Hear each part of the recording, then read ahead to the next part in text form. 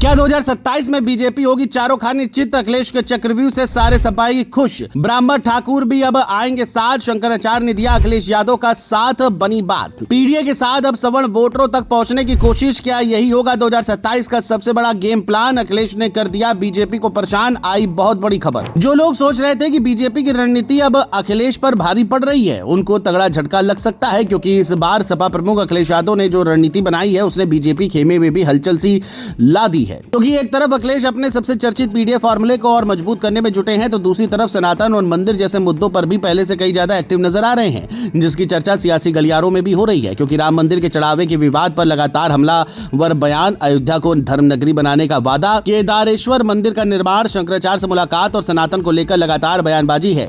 इन सबके बीच सबसे बड़ा सवाल यही उठ रहा है कि क्या अखिलेश अब सिर्फ पीडीए वोटों तक सीमित नहीं रहना चाह रहे, बल्कि बीजेपी के पारंपरिक वोट बैंक तक भी अपनी पहुंच बनाने की कोशिश कर रहे हैं? क्या 2027 के चुनाव से पहले सपा का नया सियासी चक्रव्यूह तैयार हो रहा है? आइए जानते हैं। दरअसल 2024 के लोकसभा चुनाव ने समाजवादी पार्टी को एक बड़ा भरोसा दिया है। कांग्रेस के साथ गठबंधन और पीडीए यानी पिछड़ा दलित अल्पसंख्यक वाले समीकरण ने सपा को बड़ी सफलता दिलाई। फैजाबाद जैसी सीट पर अवधेश प्रसाद की जीत ने यह संदेश दिया है कि सही सामाजिक समीकरण बीजेपी के मजबूत गढ़ में भी चुनौती बन सकता है। यही वजह है कि अब खबरें हैं कि विधानसभा चुनाव में भी सपा बड़ी संख्या में दलित और आदिवासी उम्मीदवार उतारने की तैयारी कर रही है। पार्टी संगठन से लेकर टिकट वितरण तक पीडीए को मजबूत करने की रणनीति पर काम चल रहा है। लेकिन सिर्फ पीडीए के भरोसे चुनाव जीतना आसान नहीं होगा। शायद यही वजह है कि अखिलेश यादव अब एक और मोर्चे पर पूरी ताकत से उतरते दिखाई दे रहे हैं, और यही मोर्चा सबसे ज्यादा चर्चा में है। पिछले कुछ महीनों में अखिलेश यादव की राजनीति में एक बड़ा बदलाव साफ दिखाई दिया है। बड़े मंगल पर हनुमान चालीसा का पाठ और भंडारा, इटावा में बन रहे केदारेश्वर मंदिर को लेकर लगातार सक्रियता, शंकराचार्य स्वामी अविमुक्तेश्वरानंद से मुलाकात और फिर राम मंदिर के चढ़ावे के मामले पर लगातार हमलावर रुख है। सियासी जानकार मानते हैं कि अखिलेश का मकसद सिर्फ बयान देना नहीं, बल्कि ये संदेश देना भी है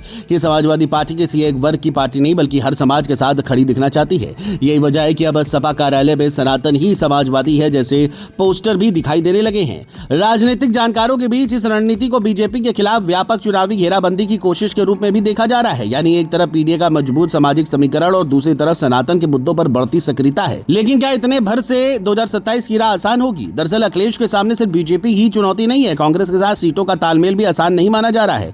दूसरी तरफ सपा को अपने पारंपरिक मुस्लिम वोट बैंकों और नई हिंदुत्व वाली छवि के बीच संतुलन भी बनाना होगा। अगर पार्टी सनातन के मुद्दों पर ज्यादा आगे बढ़ती है तो विपक्षी दल इसे नया चुनावी प्रयोग बताएंगे।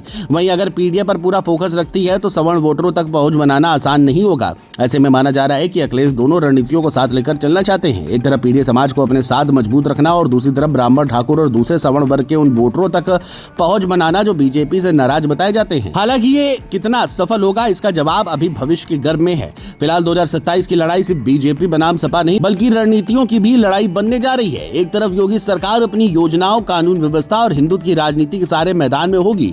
दूसरी तरफ अखिलेश यादव पीडीए के साथ सनातन के मुद्दों को जोड़कर नया समीकरण बनाने की कोशिश करते दिखाई दे रहे हैं। अब ये रणनीति चुनावी नतीजों में कितनी बदलती है, इसका फैसला आखिरकार उत्तर प्रदेश की जनता ही करेगी।